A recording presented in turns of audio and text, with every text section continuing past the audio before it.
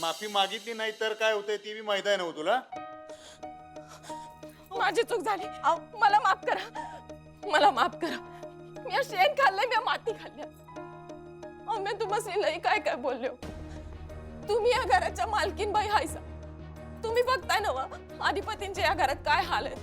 ताई नाही म्हणून हे समज व्हायलंय, तसंच माझं बी व्हायलंय हो. मला समजून घ्या. मला मला कधी काय बी सुचत नाही. मी कुणाला बी काय बी बोलत सुटल्या. माझ्या मनात तुमच्याबद्दल काय बी राग नाही. मला माहित नाही माझ्याकडनं हे समजा कसं बोललं गेलं तुम्हाला. मला माफ करा, मला माफ करा. अहो ताईची सवय झाली ना वा.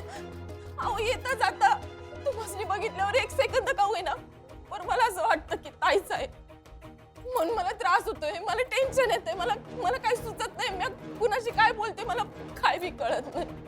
अहो तुम्ही सोडून गेला तर आम्हासनी अजून टेन्शन येणार. असं करू नका सर. मी समजू शकते तुम्हाला काय वाटत असेल ते, म्हणूनच तर मी हा निर्णय घेतलाय. अहो बघा की ताई ताई हे घर सोडून गेली नग नग ते विचार येतात हो. म्हणजे असं वाटतंय ताईचा काही ऍक्सिडेंट तर झाला नसेल ना व, किंवा तिच्या बरोबर काही वाईट वंगाळ तर झालं नसेल ना व. असं समजा डोसक्यात येतंय हो. काय जीभ आहे का काय चेष्टा होय. तोंड उघडलं की अभद्रच कसं बोलतेस ग.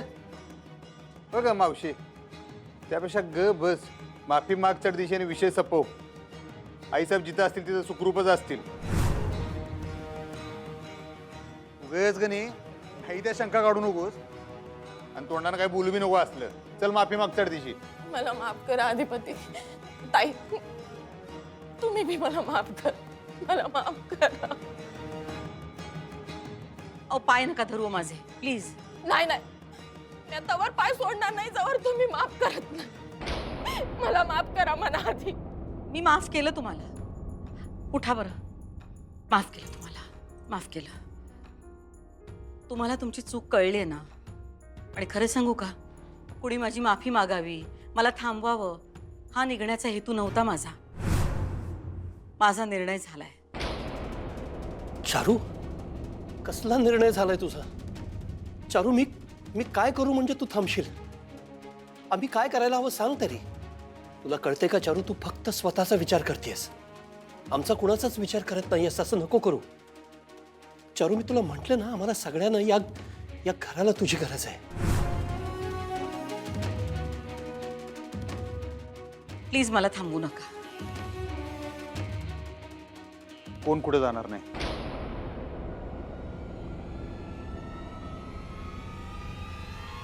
हे तुमचं बी घर आहे, तुम्ही इथंच राहायचं असते. अरे पण अस्त्रीन बाई यांची बॅग जाऊ दे आत, जाऊ दे. कसं आहे, घरात आई नसल्याचं दुःख इथं कुणाला कळणार नाही.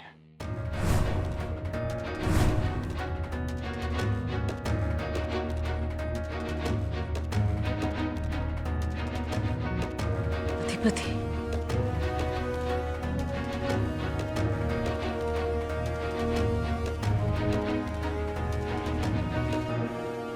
नाही जाणार,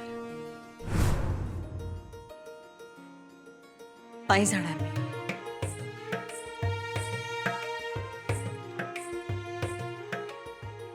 चंचे त्यांच्या ठोंब्यासारखी उभी का?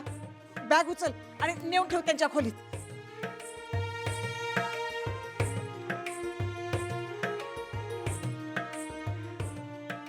चारू, आता बाकी कसला विचार करू नकोस तू. नका काळजी करू, मी कुठेही जाणार नाही.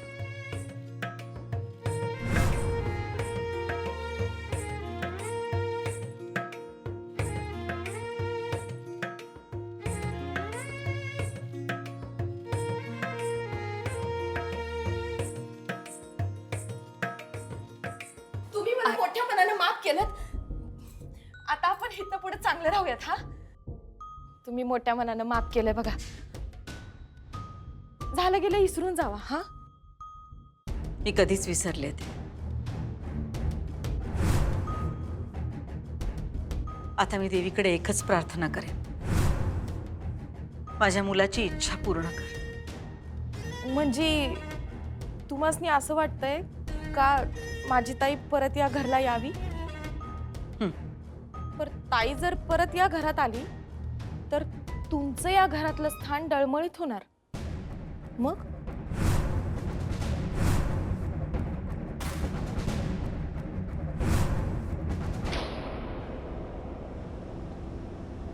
आईसाहेब केवढ्या गोड हसता हो तुम्ही.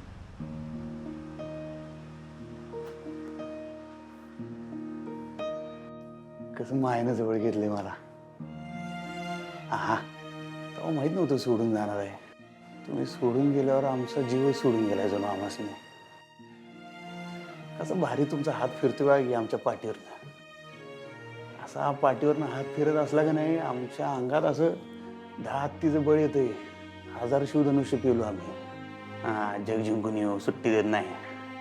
असंच आयुष्यभर तुमच्या पायाशी बसून राहायचं आहे. का म्हणून सोडून गेला तुम्ही? सांगितलं नाही काय नाही. केव्हा यायचं आहे आता? हां या फोटोतल्यासारखं येऊन बसा की एकदा सिंहासनावर. आम्ही बी धरून ठेवतो तुम्हाला असं या फोटोतल्यासारखं. काय भारी ह्यो फोटो का नाही माझ्या वाढदिवसाचा आहे ना. हां माझ्या वाढदिवसाचा आहे. वय की वय तो माधवराव रोडवरनं तुम्ही शर्ट घेऊन आलता माझ्यासाठी. त्यो हां दरबार भरला होता तुमचा. सगळी पाहुणे रावळे एक कार्यकर्ते फॅक्टरीची सगळी माणसं बिनसं जमली होती. गाराणी सांगत होती आपले आपले तुम्ही आपले तुमच्या स्टाईलमध्ये नेहमीसारखं प्रत्येकाच्या अडचणीवर तोडगा. आणि आपली दिवसभर भेट झाली नव्हती. मी जसं संध्याकाळी आलो तुम्हाला बघितलं दरबारात. म्हणलं दरबार असू दे काय बी असू दे. आई साहेब मला मिठी मारली होती. हा हा त्यो हातकणंगल्याचा पाहुणा नाही का त्यो दूध संघाचा कार्यकर्ता. तो म्हणला तो चष्मीश आहे म्हणला धाकले सरकार असं खाली जमिनीवर बसता तुम्ही. म्हणला आज वाढदिवस आहे तुमचा आणि सत्कार मूर्ती तुम्ही. ए म्हणलं दाद्या शान्या टाळकीच्या आमचा स्वर्ग असतोय बाबा. म्हणलं त्या आई साहेबांच्या पायात स्वर्ग असतोय आमचा. काय क्षण टिपलाय राव. तुम्ही होता तेव्हा फोटोकडे या काय लई लक्ष जायचं नाही. आता तुम्ही नाही म्हणल्यावर ह्यो क्षण आम्हाला परत अनुभवायचा बघा. आई साहेब मला बाकी काय माहिती. तुम्ही या घराकडे परत ऐकायला नवा परत या तुम्ही. मला जर तेव्हा माहीत असतं असं सोडून जाणार आहे तुम्ही पायाची मिठीच सोडली नसती. मी तेव्हा असं धरून ठेवलं असतं. आमचा स्वर्ग असा थांबवून ठेवला असता आमच्या डोळ्यासमोर. तर स्वर्गाचा आता पाक नरक वयाला आला.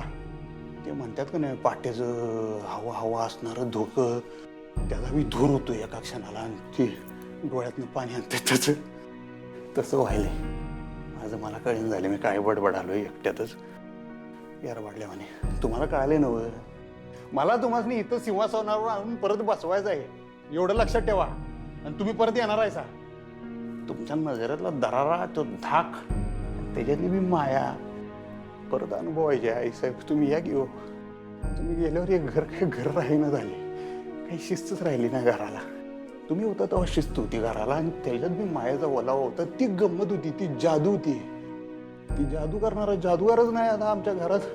हा आमच्या नजरेत असतो दरारा आणि आम्ही जबाब देतो करारा. कसं म्हणायचं तुम्ही त्याचात चळ चळ चळ का पाहिजे माणसं राव. ते परत ऐकायचं आम्हाला नाही. या तुम्ही दरारा या. तुमचा एक एक शब्द परत कानात साठवून घ्यायचा. आलं काय लक्षात तुमच्या? असं का केलं? तुमचं सगळं टोकाचं असतंय आई साहेब. सगळं टोकाचं. राग बी टोकाचा प्रेम बी टोकाचं. निर्णय बी टोकाचाच घेतलाय तुम्ही. तुमच्या निर्णयाला मी केव्हा चूक म्हणलो नाही आतापर्यंत आयुष्यात. आमची तेवढी हिंमत झाली नाही. पण आता मी सांगतो ह्यो चुकीचा निर्णय आहे. आमचं घर सोडून गेला तुम्ही. आम्हाला सोडून गेला. बाकी लोकांचं मर्द बोंबलं आम्हाला काय सोडून गेला.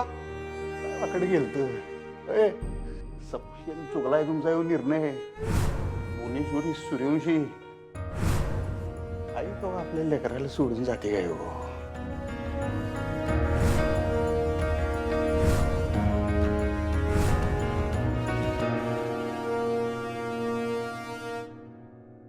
अहो सांगा की तुम्हाला खरंच असं वाटतंय का माझी ताई या घरात परत यावी?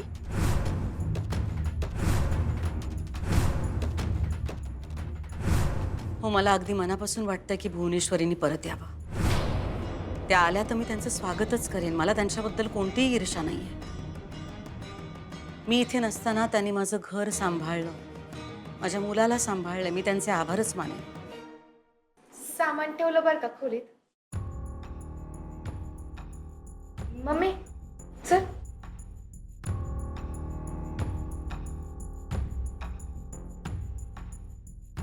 आई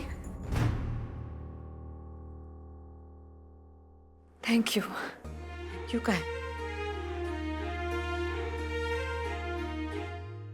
अधिपती बोलला आणि माझ्या पायातलं त्राणच निघून गेलं. अजूनही त्याचे शब्द माझ्या कानात घुमतायत ग. कोण कुठे जाणार नाही. ते तुमचं घर आहे, तुम्ही इथंच राहायचं असते. अरे पण आई घर सोडून गेल्याचं दुःख इथं कोणालाच कळणार नाही. मी समजू शकते आई तुमच्या मनात काय चाललंय ते. मला खरंच कळत नाहीये हे सत्य आहे की भास आहे. म्हणजे समोर पाणी दिसावं, आपल्याला तहान लागलेली असावी आणि तहान भागवायला जावं आणि ते मृगजळ आहे असं तर नाही ना होणार. नाही असं का वाटतंय आई तुम्हाला? म्हणजे मी एकटीच या घराला आपलंसं करायचा प्रयत्न करते असं वाटतंय मला. खरं तर या घरात ना मला आईचं स्थान आहे ना बायकोचं. म्हणजे ज्याला मी जन्म दिलाय तो मला आई मानत नाही आणि ज्यांच्याशी माझं लग्न झालंय त्यांची बायको असून नसल्यासारखी आहे मी. असून नसल्यासारखी म्हणजे असं का बोलताय? म्हणजे सगळ्याच गोष्टी बोलता येत नाहीत, सांगताही येत नाहीत. जसं प्रेम न बोलता जाणवतं तसं अंतरही न बोलता जाणवतच ना. बघ ना अक्षरा, लवकरच आता आमच्या लग्नाला 29 वर्ष पूर्ण होतील. पण त्या लग्नाबाबतच्या सगळ्या आठवणी पुसल्या गेल्यात. लग्नाबद्दल काहीच आठवत नाही मला.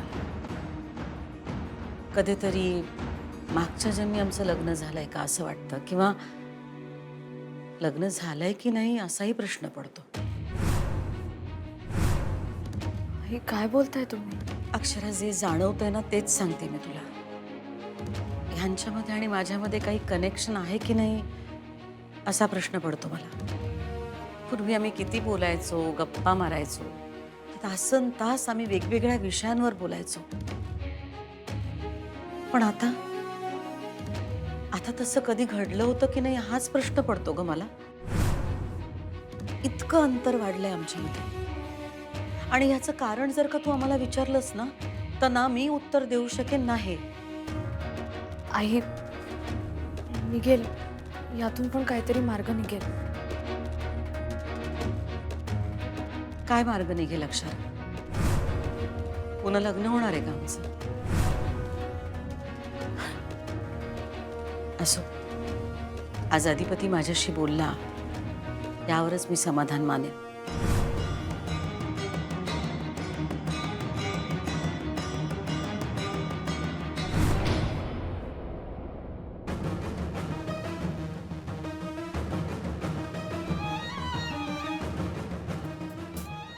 हवी ना ग.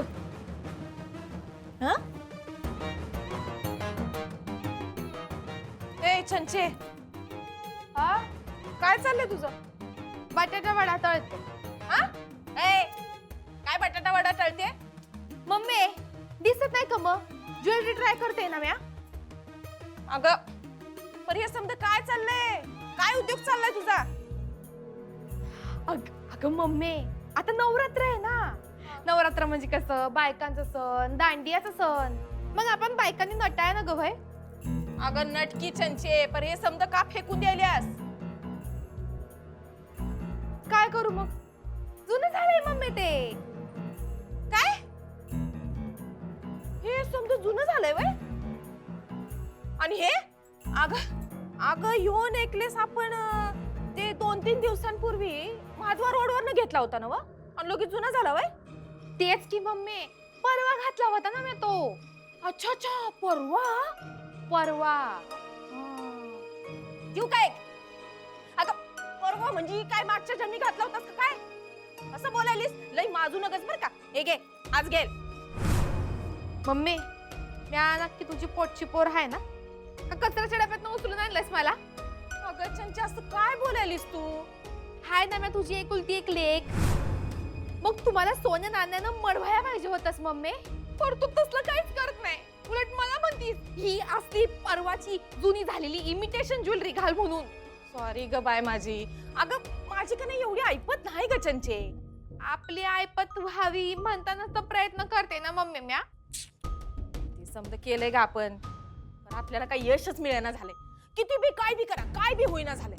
मम्मी तुला काय करायचंच असेल ना तर माझ्यावर फोकस कर. पहिली बेटी आणि धनाची पेटी आहे मी तुझ्यासाठी. मॅच तुला या घराची सत्ता मिळवून देणार आहे मम्मी. ग बाय तुला कुणाची बी दृष्ट लागाय ना ग. नका ना लागाया नका. दे मग 30,000. हा अगं ए, त्यानं काय होणार आहे? अगं त्याच्यानं मी नवीन कापड घेणार, नवीन दागिने घेणार, मग मला कुणाची सदर नाही लागणार. फक्त ना मी या लोकांच्या डोळ्यात भरणार. चंचे तुझं लाजिक ठेव तुझ्याचकडं. हा आणि मला सांग, अगं ते 2-3 दिवसापूर्वी ते चनिया चोली मागवली होती ना व, त्याचं काय झालं? आणि ती हाय नव तुझ्याकडं, मग तरी मी नवीन ड्रेस कशा पाहिजे तुझ्या? अगं मम्मी तो गलीतला दांड्या होता ना व, त्याच्यासाठी मी तो ड्रेस घातला. आता आपल्या घरात इव्हेंट असणार ना दांड्याचा, मग मला नवीन कापड नको वय. ते 30,000. चंचे आपली या घरात 30 रुपयाची किंमत नाही ग. आणि काय 30,000? कोण देणार आहे आपल्याला 30,000? कोण देणार, कसं देणार, काय देणार मला नाही माहिती. मला पाहिजे म्हणजे पाहिजे. पसर की हात कोणाकडे तरी. लेकीसाठी भीक माग की मम्मी जरा.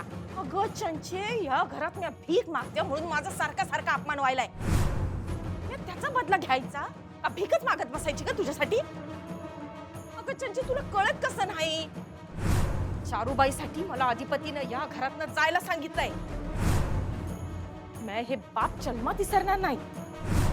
मी आधी त्याचा बदला घेणार, मगच नवरात्र साजरी करणार.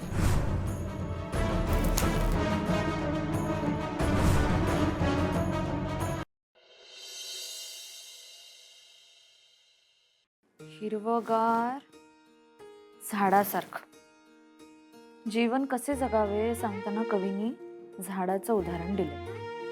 एखादा ऋषीमुनी जसा मौनव्रत घेऊन ध्यानस्थपणे तपश्चर्या करत बसतो, त्याचप्रमाणे झाडही अबोल होऊन ध्यानस्थ बसते. झाडात आणि त्यांच्यात दृढ नाते नसते, तरीही झाड पक्ष्यांसाठी त्यांच्या निवाऱ्यासाठी सदैव उभे असते. झाडाच्या मुळावर कुणी क्रूरपणे घाव घातले तरी झाड ती जीवघेणी वेदना निमूटपणे सहन करते. तोडणाऱ्याला झाडे काहीच बोलत नाहीत. झाडे सहनशील असतात.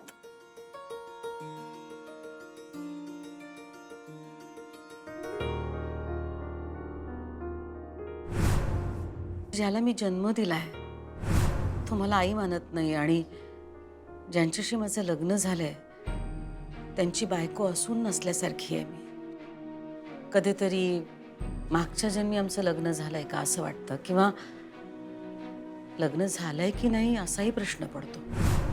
आई पण झाडासारख्या सहनशील आहेत. अपघातानंतर घरापासून एकटं राहून किती सहन केलंय त्यांनी. बरं, एवढ्या वर्षांनी घरी आल्या तरी त्यांना सगळं सहन करावं लागतंच आहे.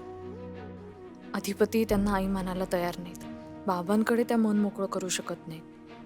त्यांची तरी काय चूक आहे म्हणा. एवढ्या वर्षांचं अंतर आडवं येतंय त्यांच्या नात्यामध्ये. आईंना तर त्यांचं लग्नही आठवत नाहीये. बसच्या अपघातापेक्षा हा अपघात खूप मोठा आहे असं मला वाटतं. खरं तर प्रत्येक बाईच्या आयुष्यात लग्न हे किती महत्वाचं वळण आहे. आजवरच्या प्रवासातल्या कितीतरी आठवणी तिच्यासोबत असतात.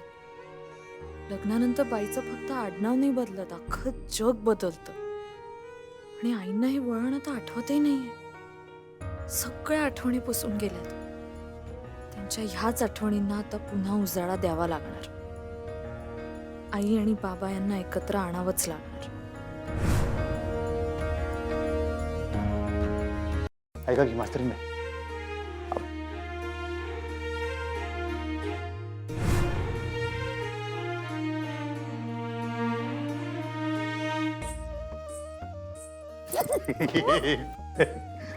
कुणीकडे आहे लक्ष? हो काय अधिपती, काय कसला विचार करावायचा? नाही काय नाही. हो सांगा की कुणीकडे लागली होती तंत्री? कसला विचार करायचा खरं सांगा. एकत्र आणण्याचा. विवाह मंडळ काढायची काय योजना आहे का काय? हा, सूर्यवंशीच्या एवढ्या उद्योगधंद्यांमध्ये अजून एका उद्योगाची काढ्या तुम्ही म्हणत असला तर काढ्या विवाह मंडळ. नाही हो, तसं काही नाही. तुम्ही ऐकून तर घ्या ना. बोला तुम्ही बोला हो. तुमचं ऐकून घ्यायला आयुष्यभर इथं थांबू शकतो. बोला. हा, काय कुणाला एकत्र आणताय? आई आणि बाबांना.